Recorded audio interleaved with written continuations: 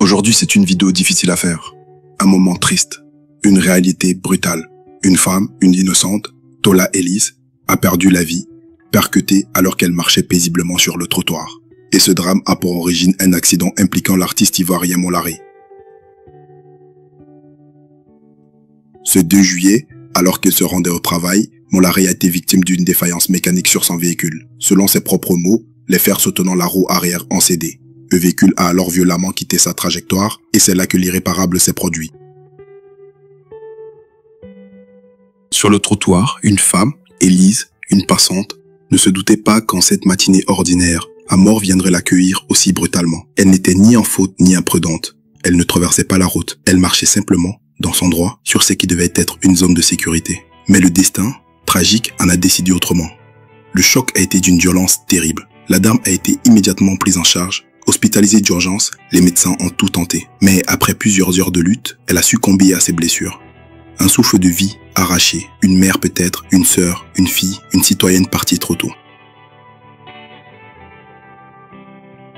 Du côté de Mollard, l'émotion est palpable.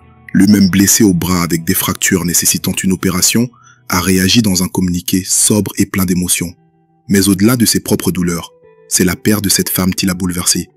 Il s'était engagé à l'accompagner dans sa guérison. Désormais, il faudra accompagner une famille en deuil. Cette tragédie nous rappelle à quel point la vie peut basculer en un instant. On sort de chez soi pour aller au travail, faire une course ou juste prendre l'air. Et parfois, la route décide d'en finir sans prévenir. La question que tout le monde se pose, ce drame aurait-il pu être évité? Une vérification plus rigoureuse du véhicule, une meilleure infrastructure routière, ou tout simplement, la fatalité. Aujourd'hui, ce n'est pas le moment des accusations, c'est le moment du recueillement. D'une pensée profonde pour la victime, pour sa famille, ses proches, ceux qui l'attendaient peut-être ce soir-là sans savoir qu'elle ne rentrerait jamais.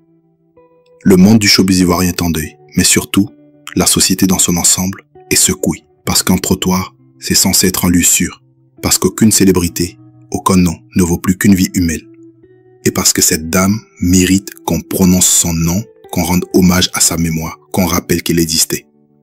À vous qui regardez cette vidéo, rappelez-vous, chaque piéton est une vie, une histoire. Soyons tous plus vigilants et que la douleur de ce jour serve au moins à réveiller les consciences.